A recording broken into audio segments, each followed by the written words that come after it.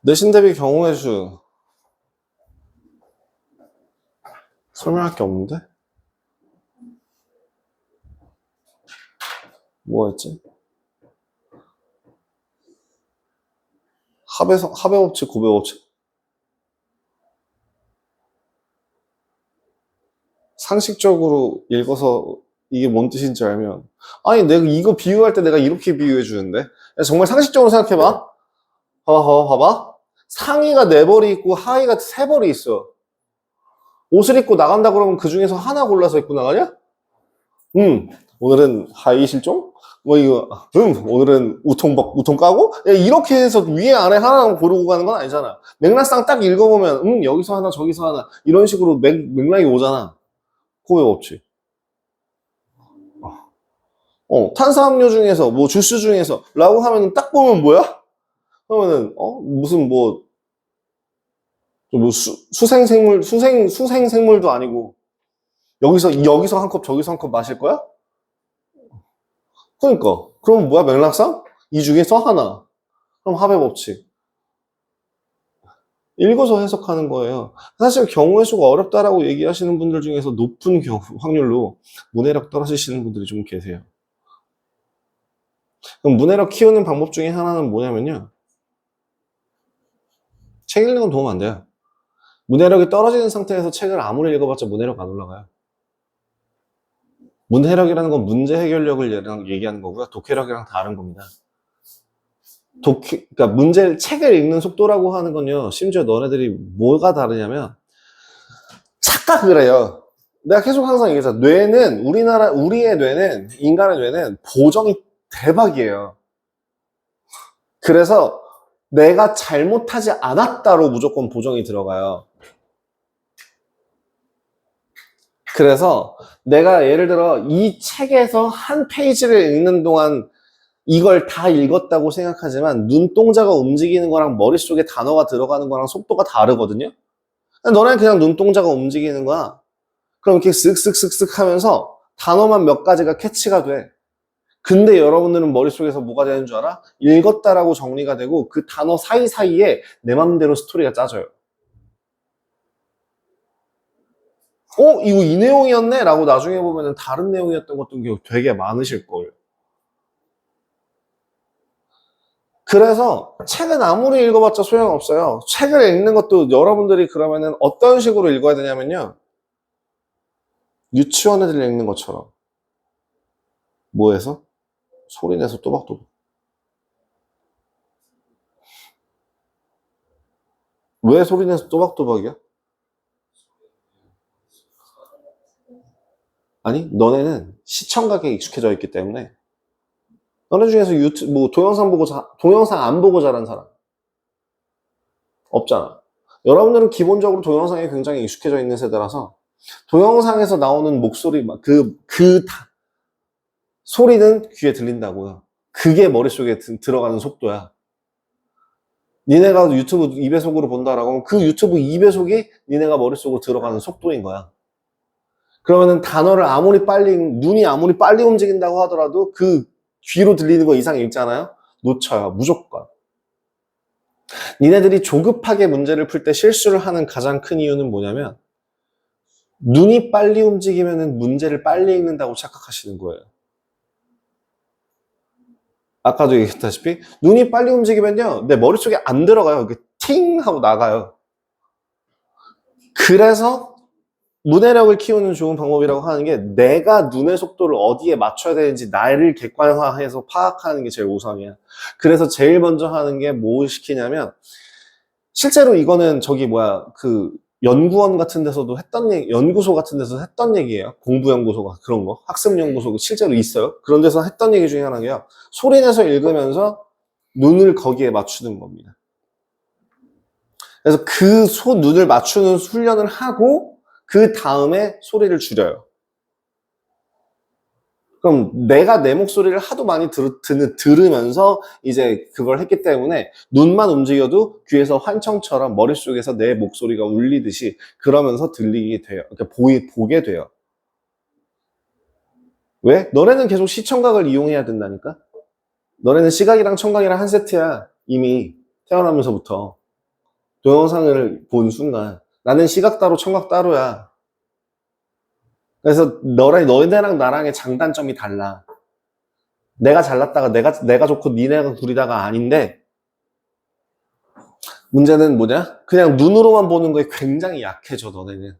그래서 그걸 일단 먼저 내 귀랑 눈이랑 속도를 먼저 맞추고, 그 다음에 입으로 얘기하지 않더라도 그 속도에 맞춰서 읽고, 그 다음에 그걸 점점 조금씩 빨라지는 거고, 그거는 읽다 보면 그 다음부터는 자동으로 빨라지고, 그렇게 속도를 맞추고 나서부터 두 번째로 할 게, 조건을 놓치지 않기 위해서 또 문제에다 동그라미 아니면 슬러시 아니면 조건에다가 밑줄을 치는 거야. 니네 다 문제 깨끗한 사람들 몇 명 있잖아. 문제에다 표시 전혀 안 하는 사람들 몇 명 있잖아요. 요새는 하냐? 표시 안 하지 너.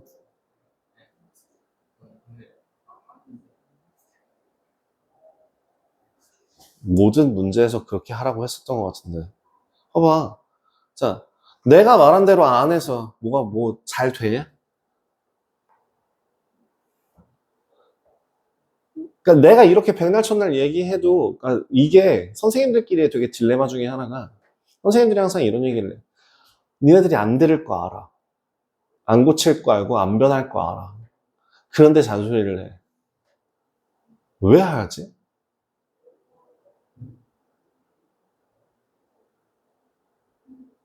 서로 간에 스트레스고 서로 간에 힘이 든다, 이걸 왜 하고 있지? 라고 하면은 100명 중에 1명 정도가 그걸 듣고 바꾸더라. 실제로 나는 너희 선배 중, 너희 선배가 아니구나. 동아구나. 너희 선배 아니구나. 저기 도농고라서 헷갈렸어. 그 동아고에서 동아 중 기준으로 60점 나오던 애를 전교 1등까지 만들어 봤으니까 걔 습관을 아예 뜯어 고쳐줘서. 근데 걔는 진짜 정말 내가 시킨 대로 다 했으니까. 걔는 즉각적으로 피드백이 돼요. 아니, 즉각적으로 피드백이 뭐냐면, 여기서 이렇게 했는데 이렇게 하는 거 맞아요? 라고 나한테 질문을 해. 예를 들어 공부 습관 같은 경우도 이렇게 해봤는데 안 돼요. 저렇게 해봤는데 안 돼요. 걔랑 나랑 1년 반을 같이 했어요. 1년 반 동안 걔 습관을 잡아줬어요. 자, 근데 여기서 문제. 지금 나랑 몇 개월 차냐? 뭐가 바뀌었냐? 뭘 바꾸려고 노력하냐? 대답을 못한다면 1년이 지나더라도 넌 똑같습니다. 넌 100명 중에 1명이 아닌 거죠. 쉽게 얘기하면. 난 그거 못 바꿔줘요. 니네는 앞으로 계속 그러고 사실 겁니다. 정말 미안하지만.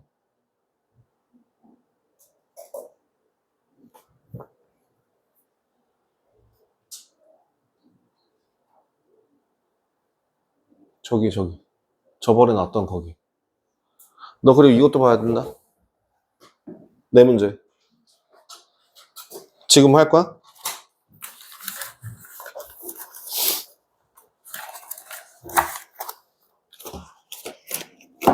어딨지?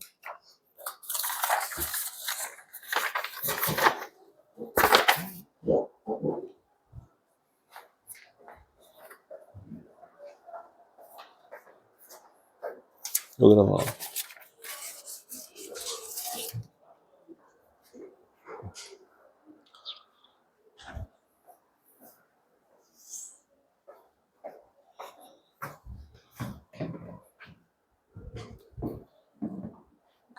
열심히 하세요. 니네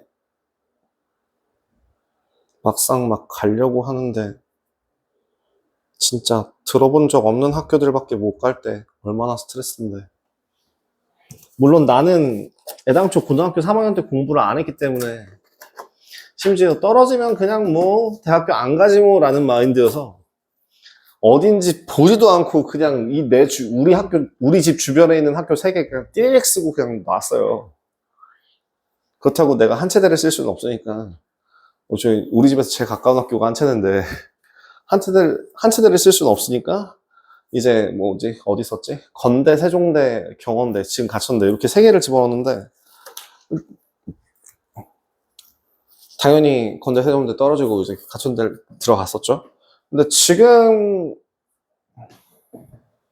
난 경원대 가천대가 어딘지도 몰랐던 학교이기도 하고, 근데 그거보다도 더 못 갈 수도 있는 거기도 걸고요. 근데 어떻게 하냐에 따라서 결과값이 달라지기 때문에 여러분들 꼭 반드시 공부 좀 하세요. 그냥 늘 하던 대로 바텐더? 저번에 먹던 그 맛으로? 가 아니라 어? 관성적으로 늘 하던 대로 하면 늘 받는 점수를 받아요. 공부를 하는데 어려워. 힘들어. 근데 공부 방법을 안 바꿔. 그럼 앞으로도 계속 힘들 거고 앞으로도 계속 어려워. 너무 당연한 사실 아니야? 근데 그럼에도 불구하고 안 바꿔. 100명 중에 99명이 안 바꾼다니까?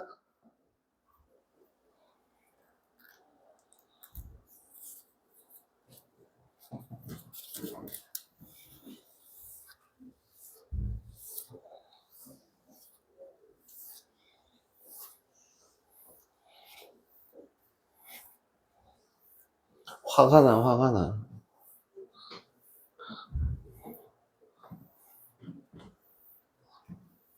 어쨌든 그 문해력 키우는 방법에 대해서 시작부터 해가지고 잔소리를 지금 거의 한 20분, 30분째 하고 있는데 마무리를 찾으면요.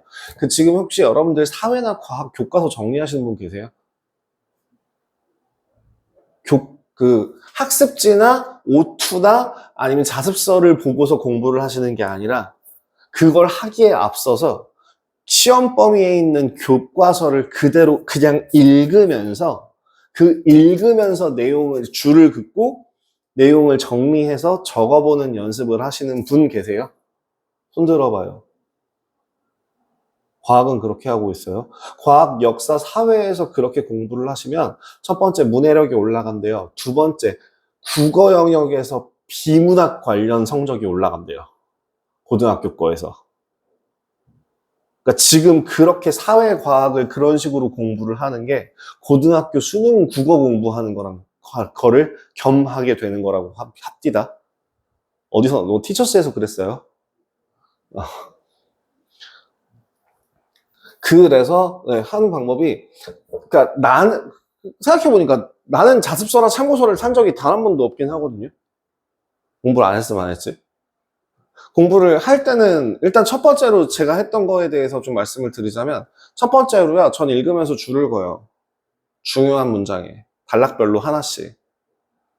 뭐 첫째라고 나오면 이제 동그라미를 친다던가 이런 식으로 뭔가 이렇게 포인트에다가 이제 좀 체크를 해주면서 줄을 긋는 편이에요. 그 다음에 두 번째로 다시 보면서 그 줄 걷던 내용들을 기반으로 정리를 한번 해요. 1차 정리. 그거는 근데 대부분 스토리 줄거리 느낌이 나는 거지 이게 막 정리가 깔끔하게 되지는 않거든요. 그럼 세 번째, 다시 예를 보고가 아니라 다시 교재를 보면서 여기서 놓친 내용이 없는지 다시 한번 비교를 해보고, 그럼 그 중에서 내가 써놓은 것 중에서 중요한 문장이 어떤 애가 더 중요한 건지 여기서 쓰면 더 보이니까 다시 줄을 그어요. 그 다음에 네 번째 볼 때, 그러니까 근데 그거 한 번 보면 30분이면 보거든요? 그럼 네 번째 볼 때는 이제 시간이 좀 걸려요. 뭐 하냐면 여기서 줄 거는 걸 가지고 소제목을 적어요. 그리고 내용을 최대한 짧게 적어. 그다음에 다섯 번째 볼 때는 그 내용을 안 적어. 뭐? 외운 거에 대해서.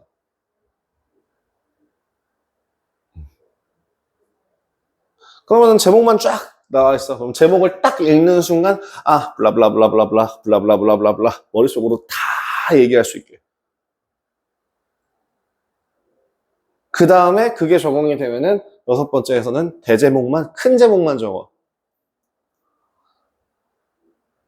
큰 제목을 딱 떠올리는 순간, 큰 제목을 딱 보는 순간 소제목이 몇 가지가 있고 그 소제목에 있는 내용은 블라블라블라블라블라블라 구나라고 얘기할 수 있을 정도가 돼야 돼. 안 되면 안 외워진 거는 다시 적어. 그럼 그렇게 일곱 번째가 되면 뭐가 돼요? 내가 정말 모르겠는 몇 줄만 띡띡띡 적혀있고 끝나요. 그럼 시험 볼 때 못 들고 가면 돼? 그거 하나. 한 5줄, 한 10줄 내외로 적혀있는 그거 하나. 그게 내 최종 요약본이야. 원래 정리 그렇게 하는 겁니다. 근데 이렇게 하는데 몇 시간 걸릴 것 같아요? 한 과목에. 처음에 한 번 읽을 때 진짜 천천히 꼼꼼하게 읽으니까 한 2시간. 두 번째는요. 그러면서 2시간 동안 줄근 거 토대로 그냥 다시 한번 가볍게 읽으면서 정리하는 거니까 한 3, 40분. 세 번째, 그 다음부터는 다 1시간 안쪽으로 걸려요. 그럼 내가 이거 7시간, 7번, 8번 공부한다고 해서 문제 푸는 게 중요한 게 아니거든, 사회나 과학은. 사회과학, 역사는 문제 푸는 게 중요한 게 아니거든요. 그럼 그렇게 해서 내가 사전에 공부하는 시간 몇 시간이면 되는 거예요? 10시간이면, 넉넉하게 여유있게 10시간이면 되거든요. 근데 그 10시간이라고 하는 거를 심지어 그날 하는 게 아니야. 일주일 전부터 하면 돼. 아니면 2주에서 이틀에 한 번씩만 하면 돼. 그럼 7번 볼 수 있어. 왜 그걸 하루 종일 붙잡고 있고, 왜 그걸 대체 하려고 문제만 주구장창 풀고 아무도 오면 안 돼. 내가 옛날에 수학하기 전에 대학교에서 이제 할 때는 과학 가르쳐봤다 했잖아요. 과학에서 과학 선생들이 하는 제일 큰 가장 많이 하는 말이 뭔 줄 알아? 닥치고 일단 외워. 시끄러워. 일단 외워. 모르겠어요. 이해가 안 돼요. 닥쳐. 일단 외워. 이거부터 시켜요. 왜일까? 외우면 풀리거든. 왠지 몰라. 그냥 외우면 풀려. 왜요? 이해가 안 돼요. 이해하지 마. 그건 그거야. 네 이름이 왜 준이야? 너 왜 준이야? 나 이해가 안 돼. 나한테 이해 좀 시켜줘봐. 너 왜 준이야? 뭔데? 이거랑 같은 느낌으로 생각하면 돼. 넌 준이야. A는 A야.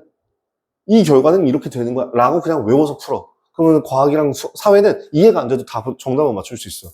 뭐 어떻게 하면? 네, 이런 식으로 공부하는. 그래서 저는 자습서 안 보긴 하거든요.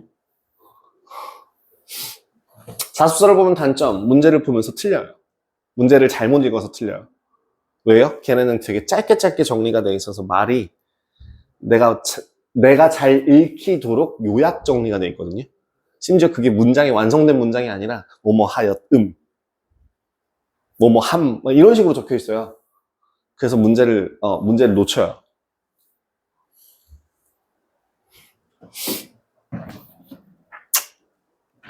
그렇습니다.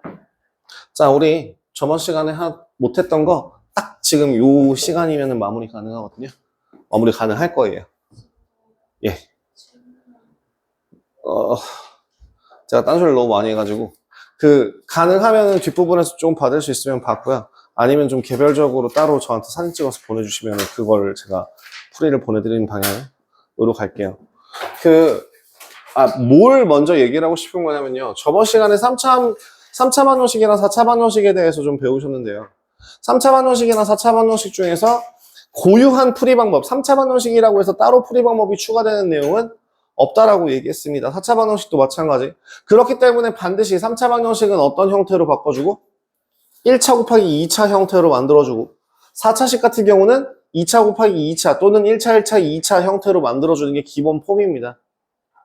해서 인수분해를 하는 게 가장 처음인데 그 인수분해 중에서는 주로 뭘 이용한다고 했죠? 뭐를 이용한 인수분해? 인수정리를 이용한 인수분해. 그 인수정리라고 하는 그 인수정리에 들어갈 수 있는 숫자는 뭐분의 뭐라고 했죠?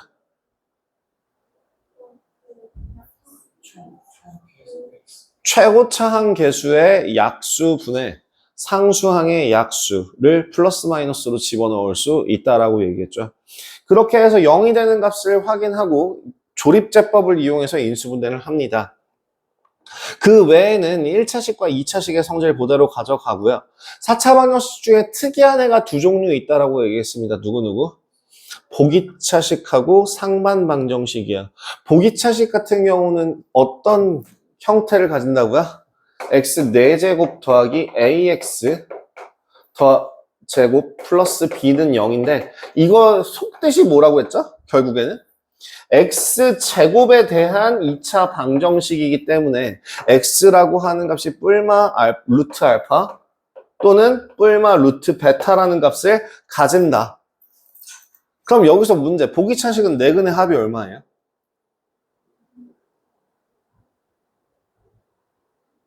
0이죠? 왜 고민하지? 이거 둘 다 하면 0이잖아. 둘 다 하면 0이잖아. 0이죠? 그죠? 그래서 그런 식으로 내 모양이 좀 다른 거 확인하면 된다. 그 다음에 상반방정식이라고 하는 거는 내가 어떤 식으로 푼다고 얘기했었죠? 공통 부분을 만들어내기 위해서 어떤 형태? x 더하기 x분의 1이라는 요 덩어리를 찾아내기 위해서 식 전체를 얼마로 나눠주고 x제곱으로 나누고 정리해서 풀어준다라고 얘기했었던 게 그 3차 방정식과 4차 방정식에 대한 약간 유니크한 내용이었고요. 그 다음에 그래서 그 뒷부분에서 제가 뭐 여러 가지 쭉 보다가 어딨니?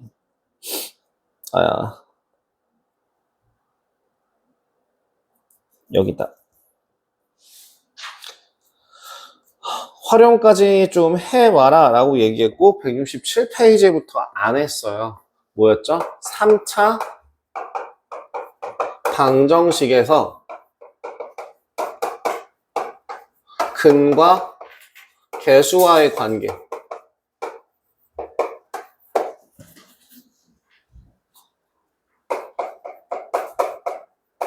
3차 방정식의 근과 계수와의 관계라고 하는 건 이런 거예요. ax 세제곱 더하기 bx 제곱 더하기 cx 플러스 d는 0이라고 하는 거에 세 근을요. 자, 이제부터 새로운 그리스 문자 하나를 더 배웁니다. 알파, 베타, 감마. 감마예요, 감마. 그 다음에 뭐 굳이 하나를 더 말씀드리자면 이런 형태로 쓰는 게 델타예요. 그냥 A, B, C, D예요. 알파, 베타, 감마, 델타. 그래서 알파, 베타, 감마, 델타, 입실론 뭐 있는데 필요 없고. 자, 일단 세 근이 알파, 베타, 감마라고 할 때 잠깐만 옆으로 가서 하나만 보죠. 우리 3차 방정식 작성하는 걸 한번 생각해 볼래? 이거 세 근이 알파, 베타, 감마라고 하면 인수분해가 됐을 때 어떤 식으로 인수분해가 돼? x 마이너스 알파 곱하기 x 마이너스 베타 곱하기 x 마이너스 감마로 인수분해가 되지 않아? 그치? 는 0이 돼야겠지? 그러니까 x는 알파 또는 베타 또는 감마가 나오겠지? 그 다음에 최고 차이 계수가 a라고 붙었으니까 a가 되겠죠? 그러면 이 식을 전개하시면 어떻게 되지? 그냥 a 날리고 전개해보면 어떻게 돼? 곱셈 공식에서 배웠잖아.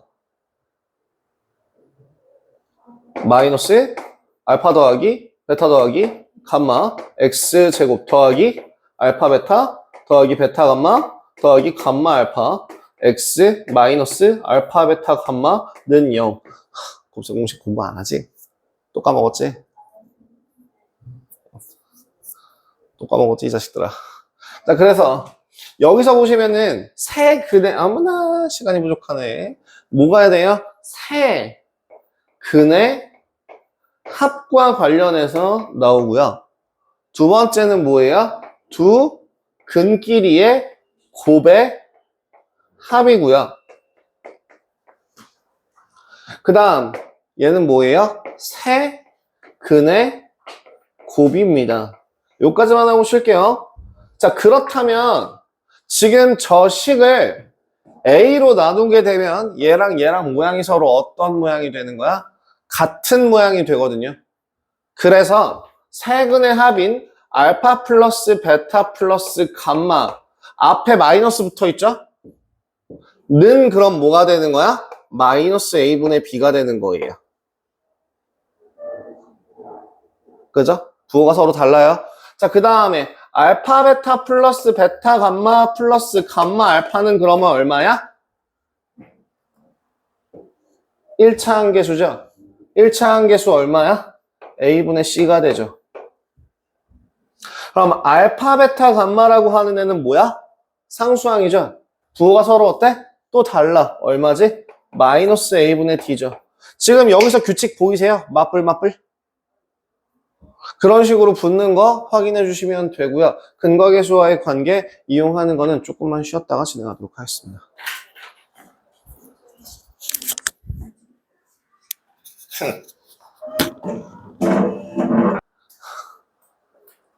뭐 사고를 치면 일단 부모님을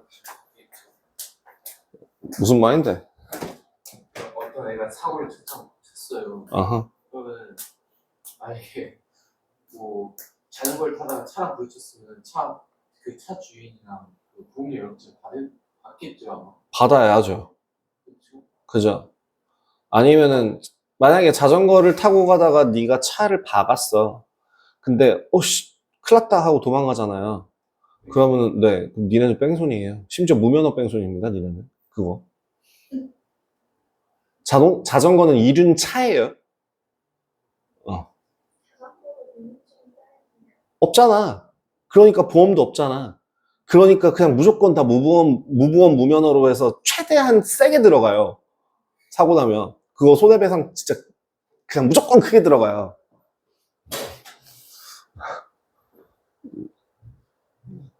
네. 그게 원칙이에요. 네. 그 심지어 뺑소니라고 하면은 지금 당장에 뭐 애들 뭐 그렇다고 뭐 빨간 줄이 거지거나 뭐 하거나가 아니라요. 네. 그냥 정상 참작의 여지가 없어지죠. 나 같은 만약에 연락을 씹었다라고 하면 전 괘씸해서라도 어떻게든 매길 것 같은데.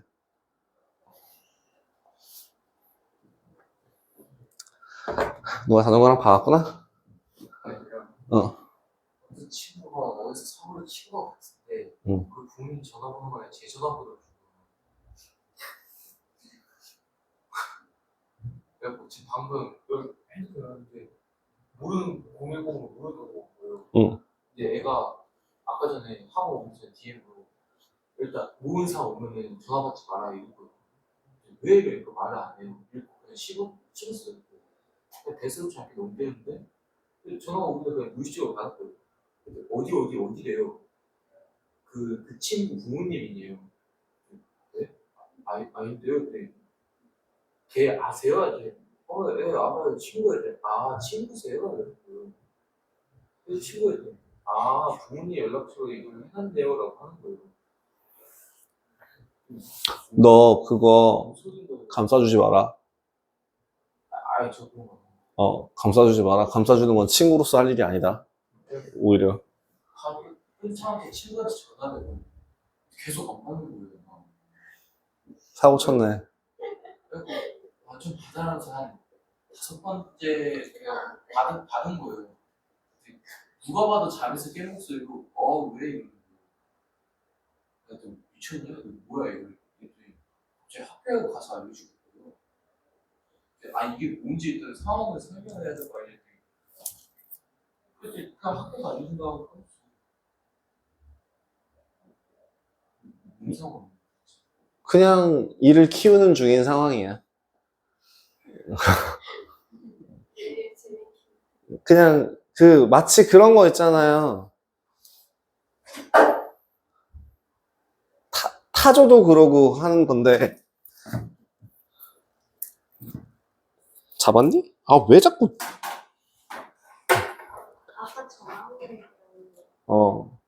아니 타조도 그렇고요.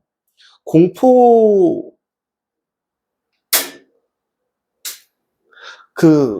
걔네들이 겁을 먹거나 하면은 어떻게 무슨 행동을 하는지 아세요? 타조가? 덤불에 머리를 박아요. 아니요. 타조 몸뚱아리가 여기 있는데 덤불에 머리를 박는다고. 내 시야를 닫는다고.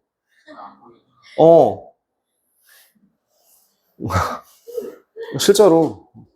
그 다음에 두 번째로 한 2살, 3살 이제 막 말하기 시작한 애들한테 술래잡기 할까? 라고 하고 숨어봐 라고 하면요 이불에다 머리를 묻어요.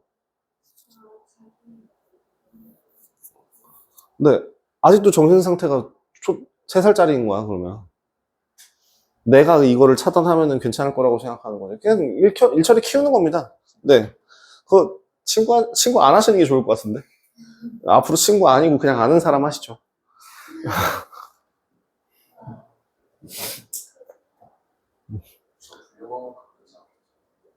네가 왜? 그럼 너는 그냥 그런 거 속이지 말고 만약에 이 구주입에 학원 구주입회를 다니는 학생이라면 그냥 데스크에다 얘기해가지고 이런 일이 있었다. 혹시 부모님 연락처 있냐? 부모님 연락처를 그냥 그 사람한테 보내버려요. 신경 쓰, 네가 그거를 뭔가 더 해주고 뭐하고 할 게 없어요. 그거는. 아이고, 제가 거기에 휘말릴까봐 그것 때문에. 아, 휘말리거나 뭐하거나 할 일도 없습니다. 근데 이제 네가 거기에서 거짓말을 하고 만들어내고 뭔가를 하게 되면 문제가 생길 수는 있겠는데 그런 게 아니라면 굳이.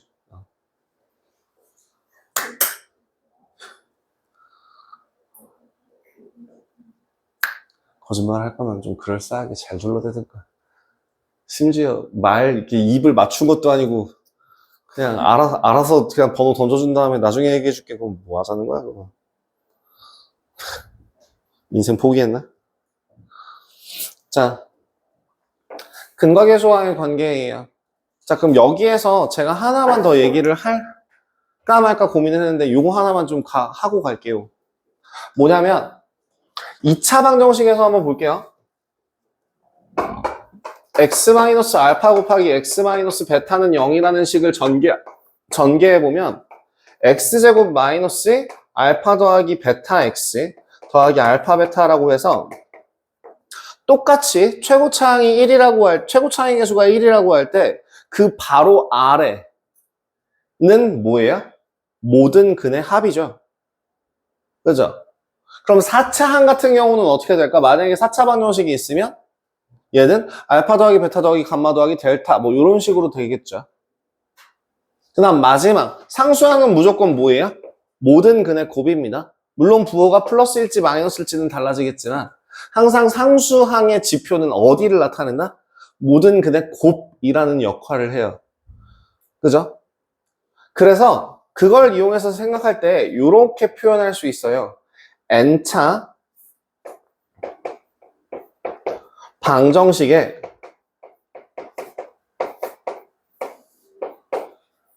딱 두 가지만 기억하십시오. 뭐? 모든 근의 합은 뭐야? 무조건 마이너스 a분의 b입니다. 최고차항, 그러니까 a가 최고차항 계수, b가 그 n-1차항. 그 다음에 모든 근의 곱은 뭐냐면 마이너스 1의 n제곱 곱하기 a분의 상수항입니다.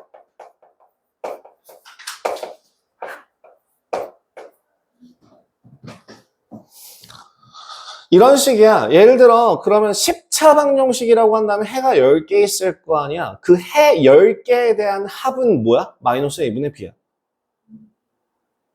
그럼 100차 방정식이라고 하는 애가 있어서 A, B, C, D 이런 식으로 된다라고 하면은 100차 방정식의 100개 해 총 합은 얼마야? 마이너스 a분의 b야. 모든 근과 계수와의 관계에서 해 총 합은 항상 언제나 마이너스 a분의 b야. 최고차항 계수분의 그 하나 아래 거의 계수. F5 마이너스. 그 다음 두 번째, 그 모든 근의 곱이라고 하는 애가 마이너스 1의 n제곱이라고 쓴 이유는 2차 방정식 같은 경우는 플러스였잖아요. 3차 방정식은 마이너스죠. 그럼 4차 방정식은 다시, 그럼 5차 방정식은 마이너스, 6차 방정식 플러스 이렇게 될 거 아니야. 그래서 짝수차가 플러스가 될 수 있도록 마이너스 1의 n제곱을 해줬고요. 그 다음에 a분의 상수항이라고 하는 게 모든 근의 곱입니다. 이 두 가지는 외워두시면 생각보다 쓸모가 많답니다.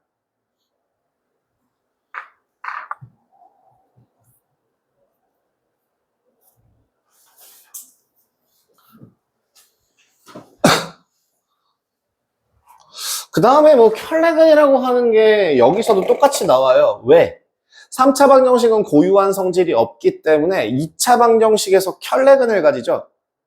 그지? 그럼 1차식 곱하기 2차식 형태로 나와 있는 얘도 켤레근의 성질을 똑같이 가져갈 거라고. 그래서 만약에 그러면 켤레근이 하면은 뭐가 제일 중요하다고 얘기했었죠?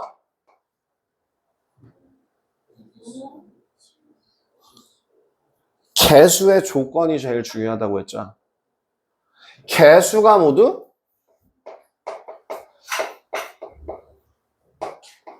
유리수이냐, 개수가 모두 실수냐에 따라서 한 근이 한 근이 P 플러스 M 루트 Q를 만족한다면 반드시 다른 한 근은 P 마이너스 M 루트 Q가 될 것이고, 개수가 모두 실수일 때 한 근이 P 플러스 한 근이 P 플러스 QI를 만족한다면 다른 한 근은 반드시 P 마이너스 QI가 될 거다라고 하는 그 켤레근의 성질을 가져갑니다. 켤레근의 성질을 사용하고 안 하고의 차이가 뭔지를 뒤에서 한번 보여드릴게요. 자, 그냥 한번 볼게요. 필수예제 7번.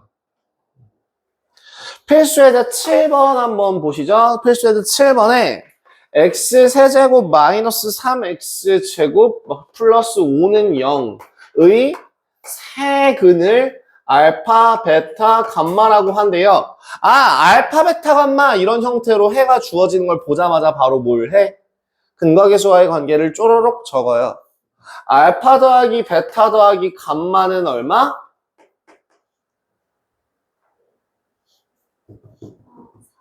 3이요.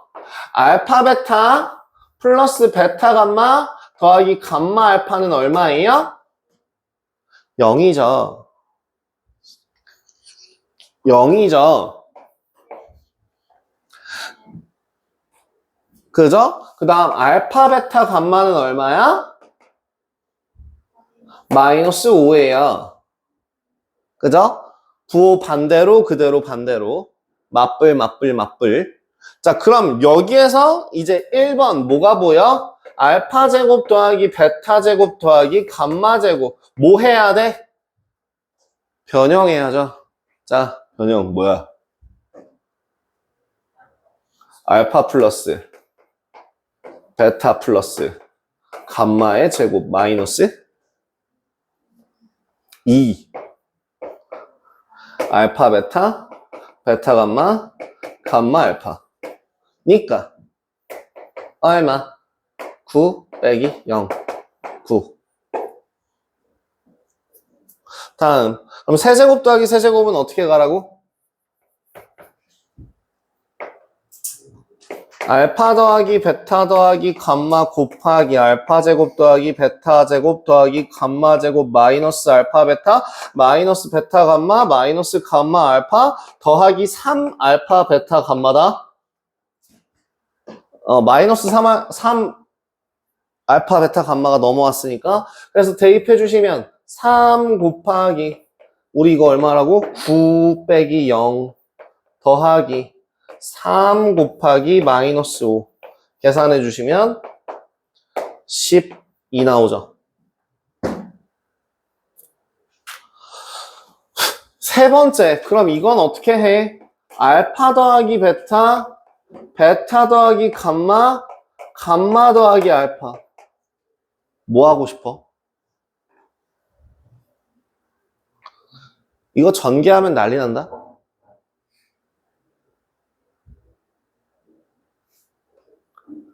니네가 내가 알려준 공식을 기억하고 있다면 이거는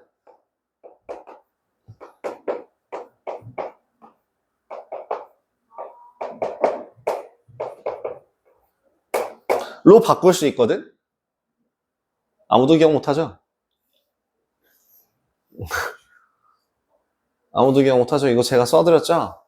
A 제곱 곱하기 B 더하기 C 블라블라블라블라 A 곱하기 B 제곱 더하기 C 제곱 블라블라블라블라 AB 곱하기 A 더하기 B 블라블라블라 요 세 개는 서로 같은 식이고 여기에다 플러스 3ABC, 2ABC냐 3ABC냐를 하냐에 따라서 식이 이렇게 인수분해가 되냐 저렇게 인수분해가 되냐가 달라진다 라고 얘기를 해주면서 그래서 얘네들끼리는 하나 차이 난다 라고 얘기했었어요. 그죠? 플러스구나. 아니지 마이너스가 맞지. 여기가 얘가 플러스 3ABC고 얘가 플러스 2ABC니까 그럼 3ABC 그럼 요 만약에 이걸 기억하고 있다면 뭐 하면 돼요? 3 곱하기 0 플러스 5니까 5 끝 이에요. 하지만 여러분들 이거를 모르고 있다면 어떤 식으로 진행을 해야 될까요? 전개하지 말라니까? 전개하면 못 푼다니까? 전개하면 누가 봐도 복잡해지는 식이잖아. 그럼 얘는 어떻게 바꿀까? 알파 더하기 베타가 얼마야?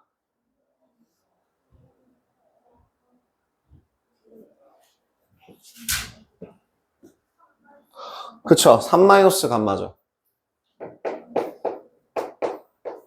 3 마이너스 알파고 3 마이너스 베타입니다. 이런 식으로 형태를 바꿔준다면 풀이가 조금 간단해질 수 있겠죠. 그래서 이거 전개하시면 27 빼기 9 곱하기 알파 더하기 베타 더하기 감마 플러스 3 곱하기 알파 베타 베타 감마 감마 알파 마이너스 알파 베타 감마 하시면 돼요. 그렇게 해서 값을 구하시면 됩니다. 결국엔 계산하시면은 이게 얼마니? 마이너스 27, 27, 플러스 5 나와요.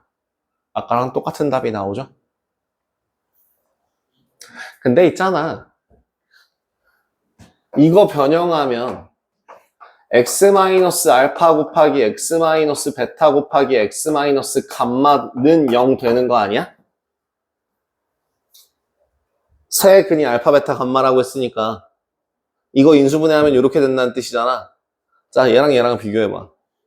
얘랑 비교해봐. 어때? 어떤 모양이야? x에 3을 대입한 모양이죠? 네.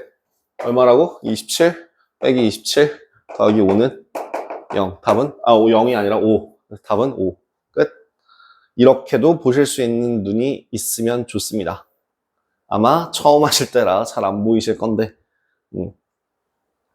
그래서 굉장히 다양한 방법으로 풀이가 가능합니다. 하지만 근과 계수와의 관계가 나올 때 대체로 사용하는 것들은 다 뭐다? 변형이에요.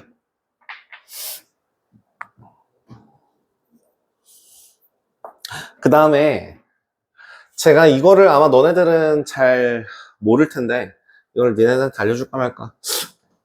3학년 되면은 좀 배우는 경향이 있기는 한데 제가 이거 하나만 좀 잡고 갈게요. 뭘 알려드릴 거냐면 니네 이거 한번 생각해 본 적 있니? ax 제곱 더하기 bx 더하기 c는 0에 두 근이 알파와 베타라고 한다면 여기에서 알파분의 1과 베타분의 1을 두 근으로 하는 식은 어떻게 만들어지게?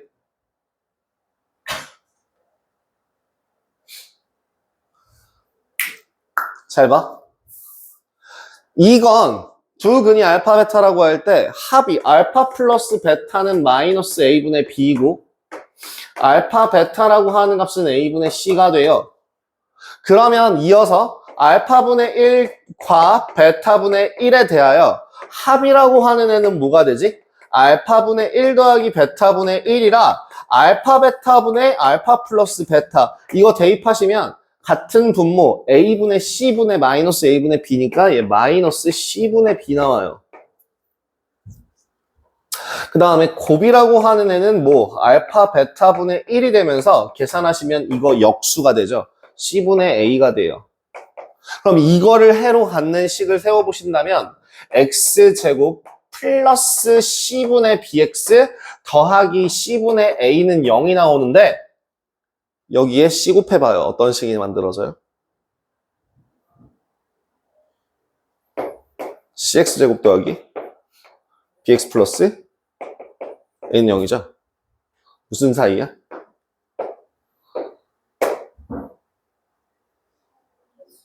개수가 뒤집어졌죠? 네. 개수가 뒤집어지면 역수를 근으로 가져요. 무조건. 야, 그럼 358번의 C가 어떻게 돼?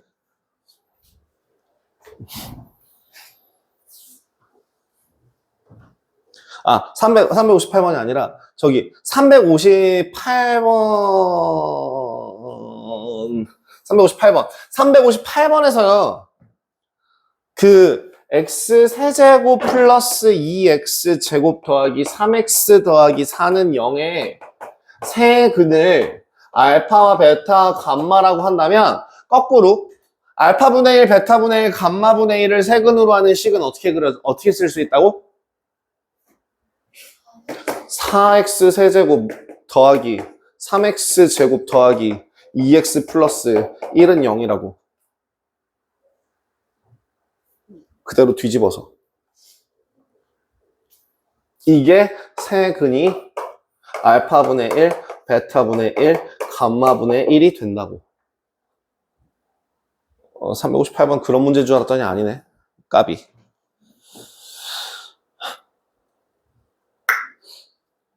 예.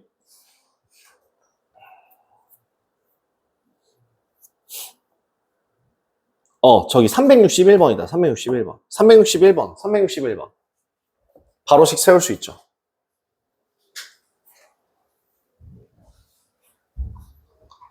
그지? 1초 만에, 1초 만이래. 쓰는데 시간 걸리니까 10초 만에 풀리죠? 361번.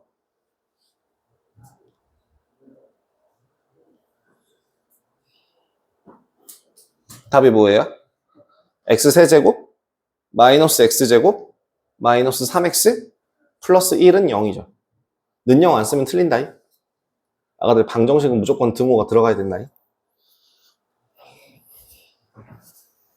그래서 그 8번 같은 경우에는 역수가 나오면 정말 간단하긴 하지만 그게 아니라 여기서 x세제곱 마이너스 3x제곱 마이너스 2x 마이너스 1은 0을 만족하는 세근을 알파 베타 감마라고 하는데 라고 하는 순간 뭐 하라고? 이거씩 쓰라고. 알파 더하기 베타 더하기 감마는 얼마? 3. 알파 베타 플러스 베타 감마 플러스 감마 알파는 얼마? 마이너스 2. 알파 베타 감마는 얼마? 1. 반대로 그대로 반대로라고. 그래서 자 알파 플러스 1과 베타 플러스 1과 감마 플러스 1 세 개를 세 근으로 한다면 합이 얼마야? 합 알파 더하기 베타 더하기 감마 더하기 3이죠. 대입하시면 되고요. 자 그럼 두 근끼리의 곱의 합은 그냥 싹 요렇게 한번 곱해서 쓰고 곱해서 쓰고 곱해서 쓰는 거예요. 뭐이? 알파 베타 플러스 알파 더하기 베타 플러스 1 베타 감마 더하기 베타 플러스 감마 더하기 1 감마 알파 더하기 감마 더하기 알파 더하기 1 뭐야? 알파 베타 베타 감마 감마 알파 랑 2배의 알파 플러스 베타 플러스 감마 플러스 3이죠. 그죠? 그럼 두근 곱의 합도 구할 수 있어요. 그죠? 그럼 세근의 곱이 뭐야?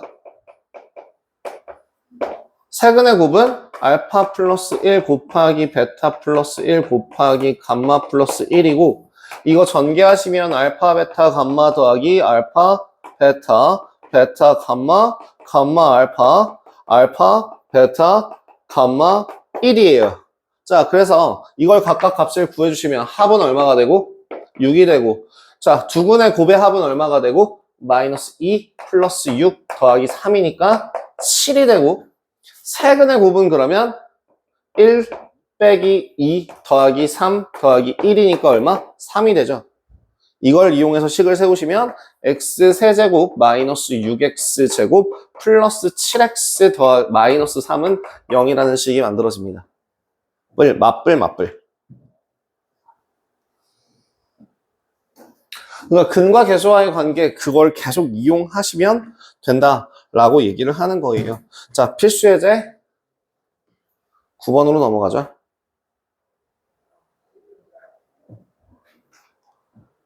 필수 예제 9번 같은 경우는요. 혈레근의 성질을 이용한다고 하는데 혈레근의 성질을 이용하지 않고도 풀 수는 있어요. 해가 주어지면 뭐 하면 돼요? 대입하면 되죠. 예를 들어 9번 문제를 보시면 식이 어떻게 되어 있냐면 x세제곱 더하기 ax제곱 마이너스 4x 플러스 b는 0을 만족하는 한근이 1 플러스 i래. 근데 여기서 뭐래? 실수 a, b래. 그럼 자연스럽게 뭘 구할 수 있어? 아, 다른 하나의 근은 뭐가 되겠구나? 1 마이너스 i가 되겠구나. 근데 3차 방정식이니까 해가 몇 개여야 되고? 3개여야 되고, 그러면 그 하나를 뭐로 잡을까? 몰라. 그럼 여기서 뭘 이용해서 구하면 될까? 요놈. 요놈의 위치는 뭐였지? 두 근의 곱의 합이지.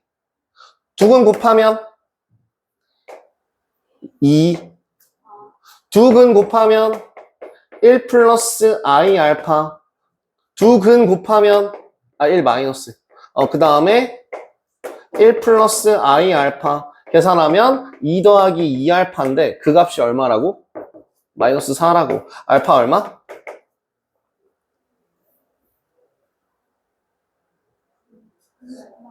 마이너스 3이요. 그러니까 a는 얼마야?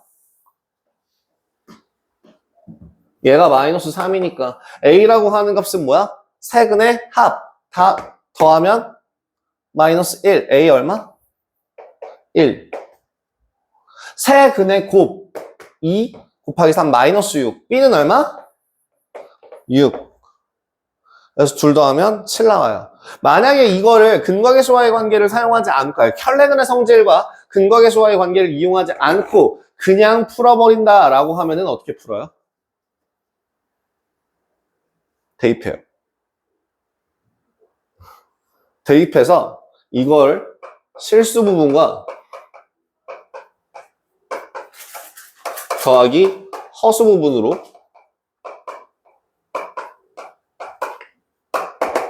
정리해서 실수 부분이 0이고 허수 부분이 0일 때 등식이 성립한다 라고 놔서 A와 B에 대한 연립방정식으로 풀어요. 풀리긴 풀려요. 오래 걸리겠지만 불가능하진 않다는 얘기예요. 그래서 웬만해선 켤레근을 이용하는 게 좋다라고 이야기를 드립니다.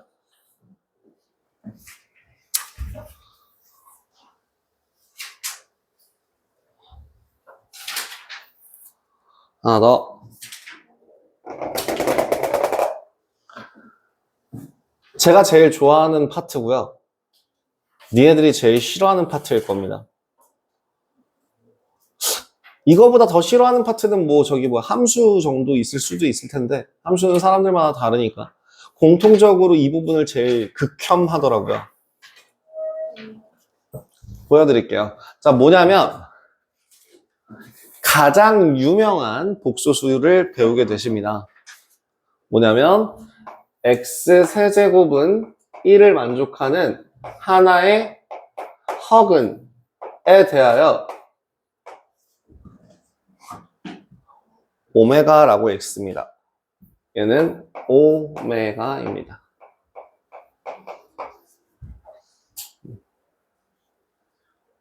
그러면 이렇게 x세제곱은 1을 만족하는 하나의 허근을 오메가라고 한다면 일단 기본적으로 뭐가 성립해? 오메가 세제곱은 1이죠.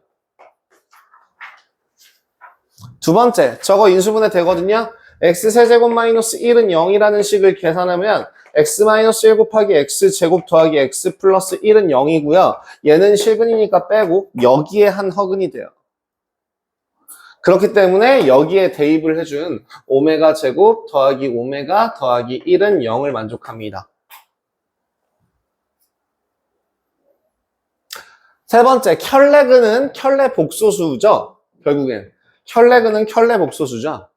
해를 구해보시면 어떻게 되냐면 2분의 마이너스 1 뿔마 루트 3i가 나오는데요. 심심하시면 외우세요. 자, 이런 형태를 가질 때 여기 한 근이 오메가라고 한다면 다른 한 근은 뭐일까요? 오메가 바죠. 켤레 복소수죠. 그럼 물어봅시다. 근과 계수와의 관계를 이용해서 오메가 더하기 오메가 바는 얼마예요? 합이 얼마? 합이 얼마? 마이너스 1. 곱이 얼마? 오메가 바는 1이에요. 자, 여기까지는 별거 아니죠? 그래서 이제 조합이 가능해요. 자, 오메가 제곱은 오메가는 오메가 제곱분의 1입니다. 오메가는 오메가 제곱분의 1이에요. 당연하죠? 저는 조언을 드리는 게 이거는 뭐예요? 근과 계수와의 관계. 얘는 뭐예요? 그냥 방정식의 해성질. 근데 이거를 조합해서 이제 여러분들이 문제를 푸셔야 되는데 여기서부터 본격적으로 식 변형이 개빡세게 들어가요. 근데 그걸 하나하나 과정에 대해서 다 외운다고 하더라도 만약에 변형해서 문제가 나오게 되면 어차피 틀리거든요. 그래서 진짜 오메가 문제만 모아서 한 100문제, 200문제 풀리고 싶어요, 사실은. 공통수학 1, 2에서 목표가 뭐라 그랬지? 내가 너네들한테 얘기할 때? 방정식과 함수, 부등식, 그리고 도형까지 다 하나로 뭉뚱그려서 도형을 보고서 식을 세울 수 있고 혹은 도형을 보고서 그래프를 그릴 수 있고 혹은 그래프를 보고 식을 그릴 수 있거나 식을 보고 그래프를 그릴 수 있거나 이런 걸 자유자재로 할 수 있는 게 첫 번째 목표. 두 번째는 뭐? 식을 말랑말랑하게 쪼물떡쪼물떡해서 변형할 수 있는가. 이게 두 가지 과정이라고 했는데요. 잘 봐봐. 이건 뭐임? 오메가에다가 오메가 바를 곱하니까 1이 되네요. 오메가에다가 오메가 제곱을 곱하니까 1이 되네요. 아하, 오메가 제곱은 오메가 바네요.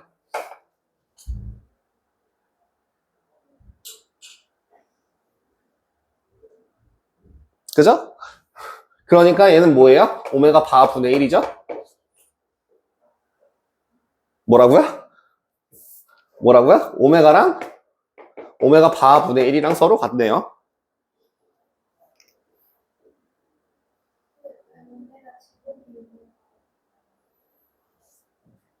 오메가 제곱 분의 1이요. 아, 오메가 제곱이 왜 오메가 바냐고요? 여기 오메가에다 오메가 바 곱하면 1 아니에요? 오메가에다 오메가 제곱 곱하면 1 아니에요? 네. 그래도 여기서도 설명 가능해요? 오메가에다가 오메가 바를 더하면 마이너스 1이 돼요. 오메가에다 오메가 제곱을 더하면 마이너스 1이 돼요.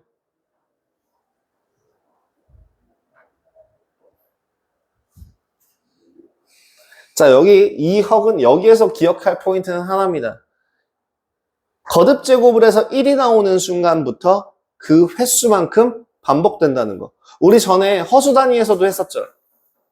허수 단위 i를 몇 제곱하면은 4제곱하면 1이 된다 그랬잖아. 그래서 4제곱마다 반복된다고 얘기했었죠.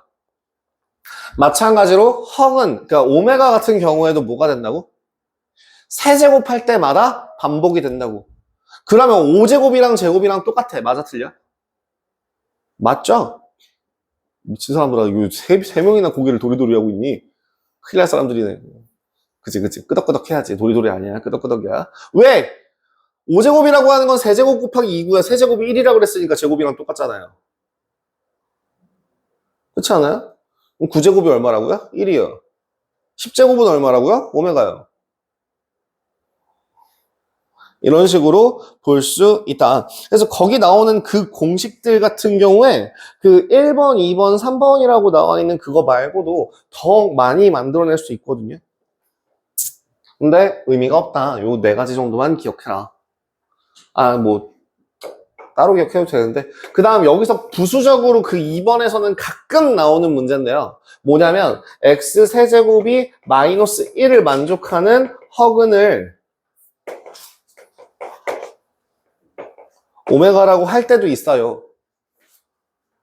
그러면은 얘는 뭐야? 오메가 세제곱은 마이너스 1. 이거 전개 옆으로 넘겨서 x 세제곱 더하기 1은 0이라는 애 인수분해 하시면 x 플러스 1 곱하기 x 제곱 마이너스 x 플러스 1은 0이라 뭐가 성립해? 오메가 제곱 마이너스 오메가 더하기 1은 0. 그럼 오메가 더하기 오메가 반은 1. 오메가 반은 1.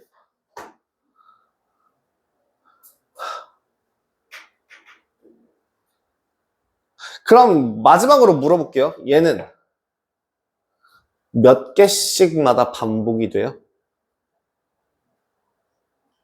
6개마다 반복이 되죠? 제가 분명히 얘기했습니다. 1이 될 때부터 반복이 된다고. 세제곱을 해서 1이 되니까 세제곱마다 반복이 된다면 얘는 세제곱하면 마이너스 1이고 얘를 몇 제곱해야 1이 돼요? 6제곱을 해야 1이 되겠죠? 그지? 그러니까 얘는 6번마다 반복이 돼요. 근데 그래서 얘는 사실 이렇게 비중 있게 다루지는 않습니다. 요 위에 있는 상단의 것만 비중 있게 다루는 편이고요. 여기 여러분들 여유 되시면 심심하시면 다 외우세요. 근데 외워봤자 쓸데가 없으시긴 할 거예요. 필수 문제 10번 한번 볼까요? 필수 문제 10번. 10번의 1번 문제 뭐예요? 오메가의 40제곱 더하기 오메가의 20제곱 더하기 1입니다. 자, 세제곱씩. 지금 여기 오메가가 어떤 오메가? x 세제곱을 1의 한 허근을 오메가. 자, 머릿속에 떠올려야 되는 건 뭐? 여기 있는 이식. 요거. 지금 켤레복소수 안 나왔으니까 요거만 쓰자. 오메가 세제곱은 1이고요. 오메가 제곱 더하기 오메가 더하기 1은 0이에요. 그죠? 그럼 이거 40을 3으로 나누면 나머지가 1. 20을 3으로 나누면 나머지가 2. 답은 0.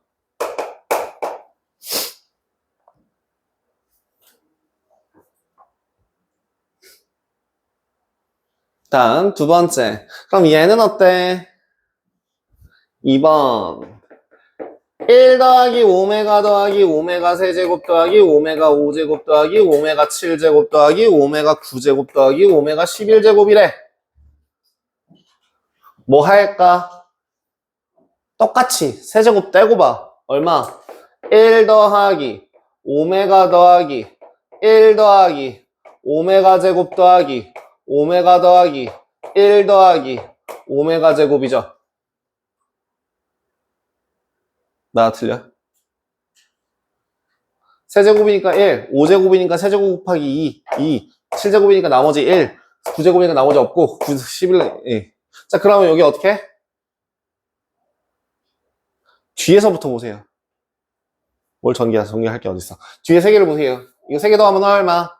0. 뒤에 3개 더하면 얼마라고? 0. 그럼 답은 1 끝. 정신 나갈 것 같죠? 대부분 그러더라고요.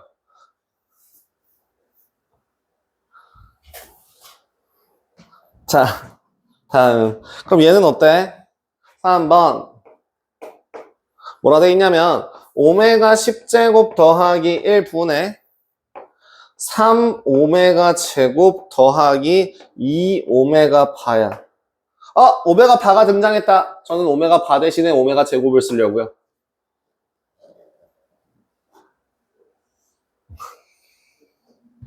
그러면 얘는 오메가 더하기 1분의 5 오메가 제곱이거든요. 오메가 더하기 1이 얼마예요? 오메가 더하기 1이 얼마라고요? 마이너스 오메가 제곱. 그래서 얘는 마이너스 오메가 제곱분의 5 오메가 제곱이라 답은 마이너스 5 나옵니다. 끝. 어때? 정신 나요? 괜찮아요? 정신 무사해요? 괜찮아요? 전 좋아해요. 전 이런 식변형 하는 거 되게 좋아합니다. 재밌잖아요. 심지어 이거 나한테 질문하셔서 내가 풀어주면 난 진짜 신기하게 해설지랑 맞는 경우가 한 30%밖에 없더라.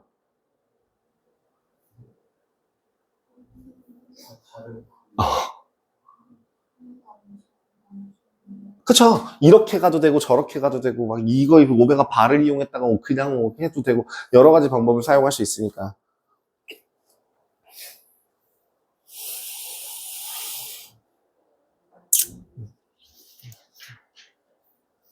여기까지 해서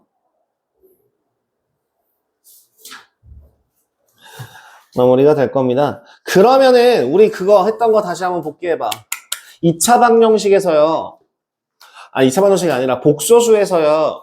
허수 단위가 나왔을 때 그 i 더하기 2i 제곱 더하기 3i 세제곱 더하기 4i 4제곱 더하기 이런 형태로 뭔가 쫙 나와 있을 때 몇 개씩 끊어서 보라고 얘기했었냐? 4개씩. 왜? 분명 큰 수가 반복되면 횟수가 많이 반복이 되면 반드시 규칙이 있을 거야. 근데 그 큰 수라고 하는 거는 니들이 생각하는 그 이상으로 수학적으로 얘기하는 그 큰 수가 있으면 규칙이 있을 거다라고 보통 깔고 시작하는 게 6부터인가 5부터인가 그래. 생각보다 되게 규칙, 이게 몇 번만 반복되고 그런 식으로 표현하면은 보통 규칙을 찾아. 대부분. 그러면 지금 여기 있는 요런 문제 같은 경우도 뭐가 보여야 돼? 반드시 규칙이 있을 거란 얘기야. 그지? 그러면은 여기 저기 어디야? 175페이지에 379번 봐봐봐.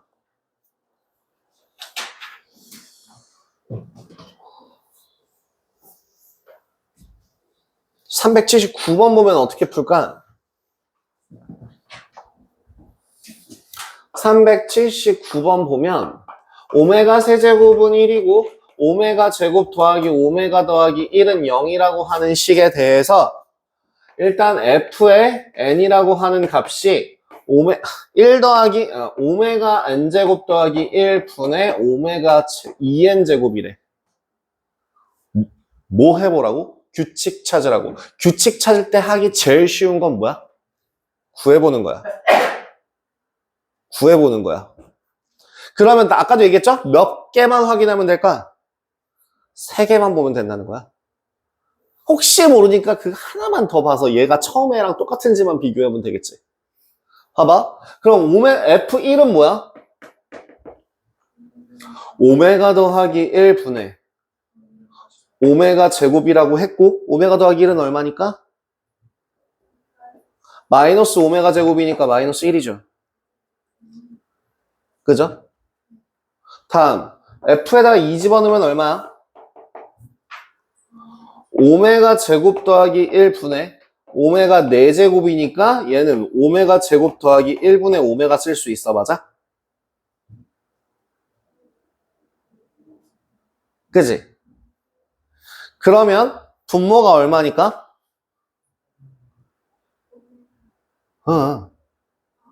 마이너스 오메가니까 마이너스 1 나오죠. 오메가 제곱 더하기 1은 마이너스 오메가죠. 식변형이 수월해야 된다는 게. 그럼 세 번째 거 한번 볼까? F3은 뭐요? 오메가 세제곱 더하기 1 분의 오메가 6제곱이거든? 이거 뭐냐? 1 더하기 1 분의 1이죠. 그지? 2분의 1이죠? 여러분들 지금 정신 잡아와. 어디 갔어? 영혼 다 빠졌어 지금. 다 이렇게 넋이 나가는데? 이거 눈이 퀭해졌는데? 괜찮아?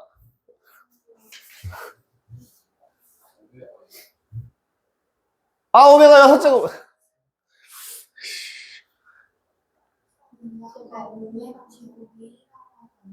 제가 왜 오메가 제곱 1이라고 그랬죠? 저기 어디에 오메가 제곱 1이라고 써있죠? 전 단 한 번도 오메가 제곱 1이라고 한 적이 없는데. 맨 위에.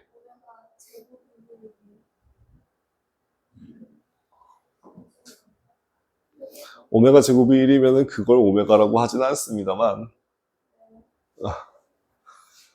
오메가 제곱이 1이면은 그럼 오메가는 마이너스 2겠다. 제가 글씨를 아무리 그지같이 못 썼어도 그거는 좀 맥락상 확인을 가능하지 않았을까나. 세 제곱인데 오메가 제곱이라고 들었나봐요. 자, 내가 아까 얘기했죠? 분명 여기 3개씩 반복이 될 거야. 그렇다면 네 번째는 반드시 얼마가 나오겠구나. 마이너스 1이 나오겠구나를 한 번만 더 해보자. F4는 얼마?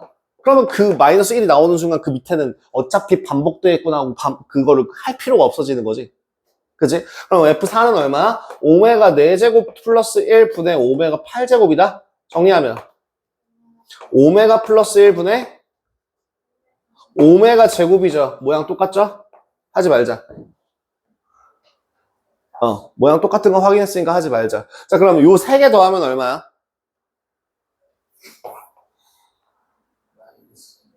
마이너스 2분의 3. 3개씩 묶어서 마이너스 2분의 3 나옵니다. 뒤에 남는 거 몇 개? 그럼 마이너스 2분의 3짜리가 몇 번 나오고 6번 반복되고 그 다음에 19, 20은 19는 얼마야? 마이너스 1. 20은 얼마? 마이너스 1. 그래서 답은 마이너스 11 나옵니다.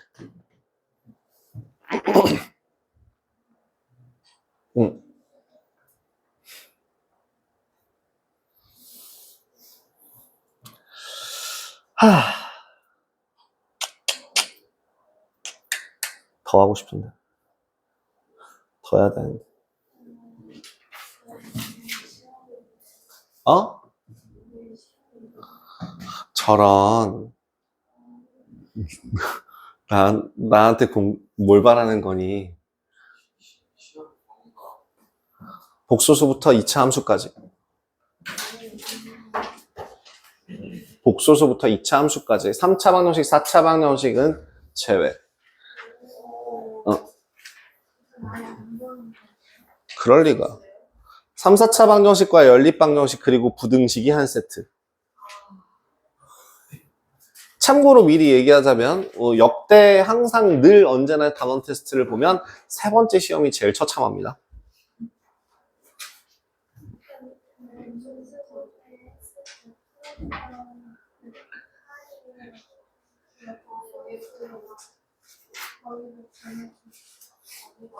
파일이 뭐지? 그 반복하는 연산 그거?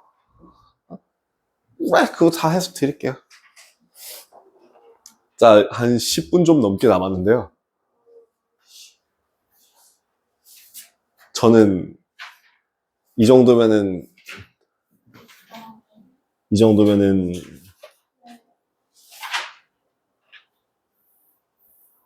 한 페이지, RPM 한 페이지 정도는 더 채울 수 있을 것 같아서 한번 해보려고 합니다. 아니요. 연립방정식 해야죠.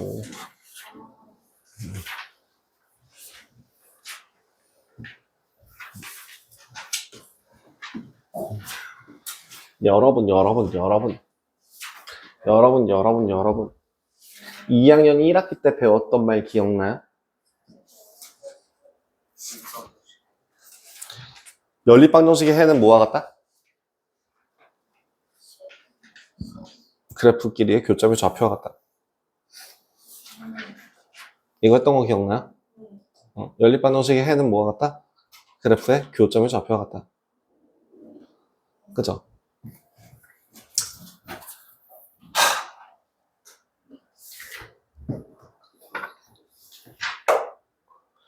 연립방정식이 뭐예요?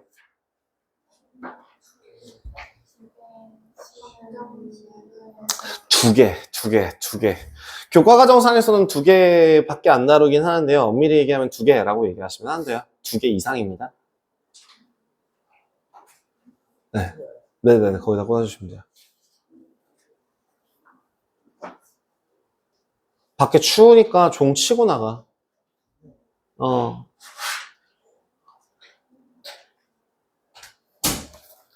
연립방정식이라고 하는 거는 뭐냐면요. 기본적으로 2개 이상의 방정식을 연결하여 놓은 것.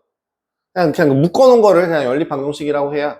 근데 연립방정식의 해라고 하는 건 뭐게?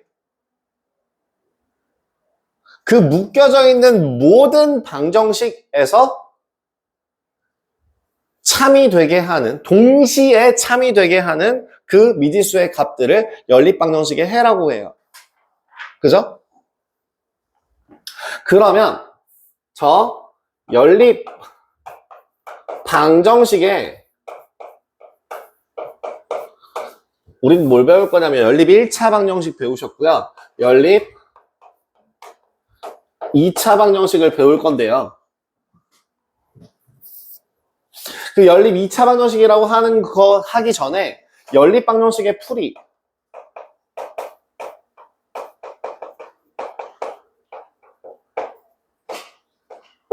중학교 2학년 때 배웠던 연립 방정식의 풀이는 뭐를 이용한다? 뭐?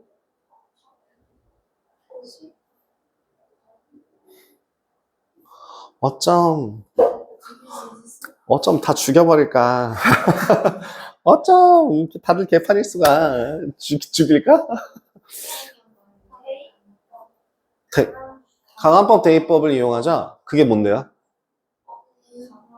한다. 아니야. 자, 연립방정식의 풀이는 기본적으로 뭘 이용하냐면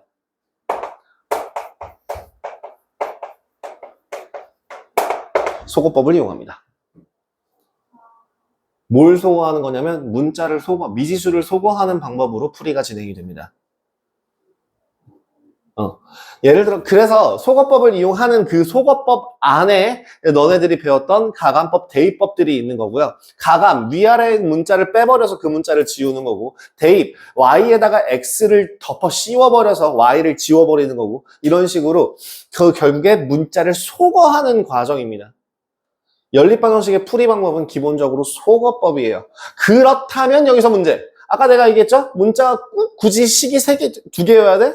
아니, 3개일 수도 있잖아. 문자가 꼭 굳이 2개여야 돼? 아니, 3개, 4개일 수도 있잖아. 그럼 만약에 식의 개수가, 그러니까 문자가 2개가 있고 식이 2개가 있다면 얘를 소거법을 이용하면 모양이 어떻게 바뀌어? 문자가 하나 줄어들죠?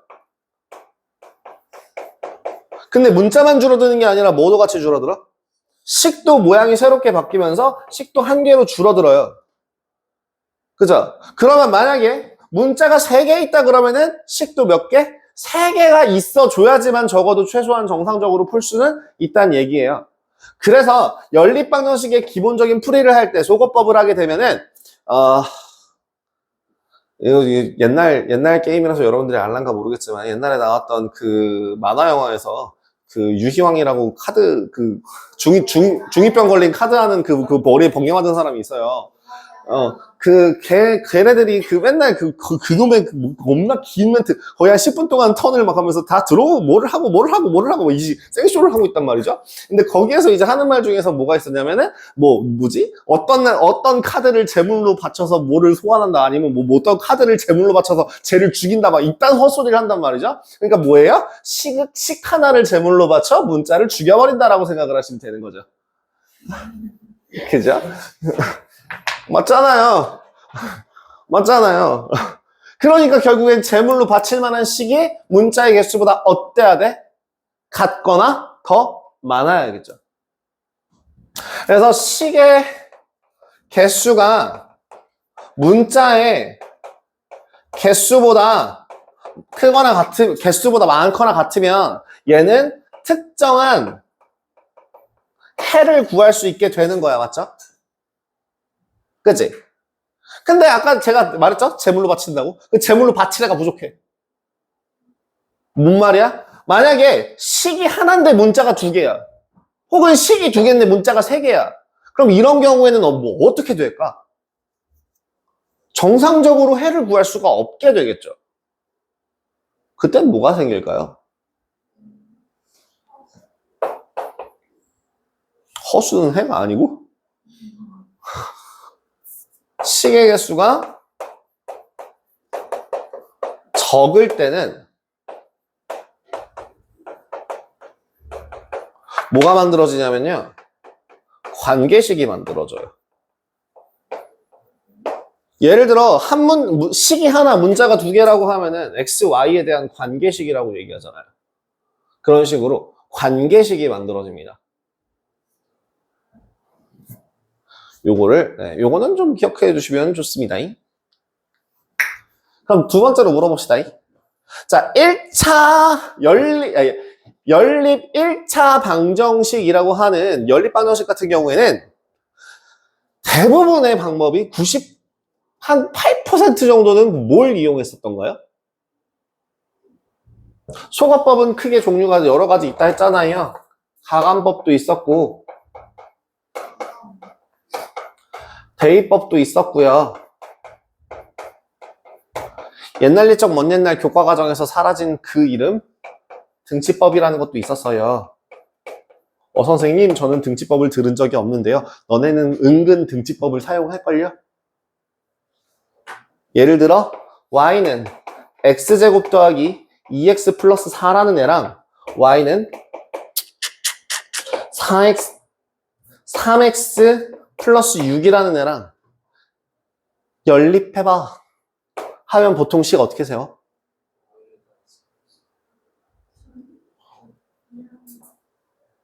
위아래 빼서 가감하는 편이야? 아니면 그냥 이렇게 쓰는 편이야? 2x 플러스 4는 3x 플러스 6이라고 쓰는 편이야? 이렇게 쓰는 편이죠. 이게 등치법이에요. 근데 등치법이라는 말 자체를 사용하지 않고 그냥 쓰는 편인 거죠. 너네는 실질적으로 무려 하나, 둘, 세 가지 방법을 소거법을 배웠습니다. y로 연결해주면서 y가 소거됐잖아요. 그죠? 자, 그러면 중학교 1학년 때 과정에, 그러니까 중학교 2학년 과정에 있는 연립방정식에서 가감법, 대입법 중에서 뭘 더 많이 썼었어요? 대놓고 가감법을 많이 썼었죠. 그 이유는 뭘까요? 끽해봐야 항이 몇 개야? 3개죠. 끽해봐야 항이 3개니까 그 항이 3개 중에서 아무거나 하나 지우는 거 쉬워, 어려워? 쉽죠. 그렇기 때문에 연립 1차 방정식에서는 가감법을 98% 정도를 사용하는 편이에요. 그러면 연립 2차 방정식이라고 하는 거에서는 2차식이라고 하는 건 뭐가 있냐면 문자가 2개인 2차식은 2차 항 자체가 x제곱, xy, y제곱이 있고요. 1차 항이 x하고 y가 있고요. 상수항도 있죠. 총 최대 몇 개의 항이 생길 수가 있어? 6개의 항이 생길 수가 있어. 그럼 여기서 물어보자. 여기서 문자 하나를 통째로 지우는 게 가감법을 이용하는 방법이라고 했어요. 그 가감법을 쓰는 게 편할까? 그쵸. 그래서 연립 2차 방정식에서는 주로 어떤 방법을 사용하냐면 이제부터는 고차식으로 올라갈수록 무조건 대입법을 거의 무조건적으로 사용한다고 보시면 돼요. 그래서 필수예제 11번. 필수예제 11번 어떤 식으로 돼 있다고? 3x-y는 2라는 식과 2x제곱 마이너스 3xy 더하기 y제곱은 0이라는 값이 있어요. 뭐 할래? 어떻게? 그치, y는 3x-2라고 변형해서 대입하는 거죠. 그럼 식 어떻게 나와? 2x제곱 마이너스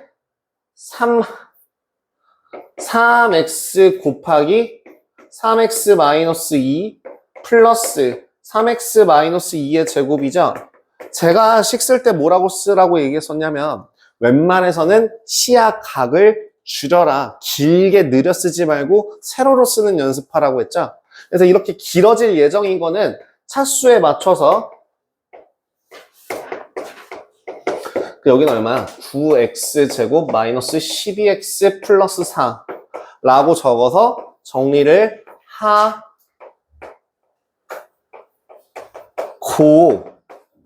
푸는 게 낫습니다. 그죠? 그렇게 풀어준다면 x제곱 마이너스 3x 플러스 2는 0이니까 x의 값은 얼마? 1 또는 2라는 값이 나오고요. x의 값이 1일 때 y는 얼마? 또는 x의 값이 2일 때 y의 값이 4가 나오게 되겠죠. 해가 몇 쌍? 2쌍 나왔네요. 이런 식으로 해를 표현하는 편이에요. 아니면은 여러분들, 자 여기서 문제, 연립방정식의 해라고 하는 거는 결국엔 그래프상에 뭘 나타낸다고? 교점을 나타낸다고. 그럼 얘를 뭐로 표현할 수도 있다고?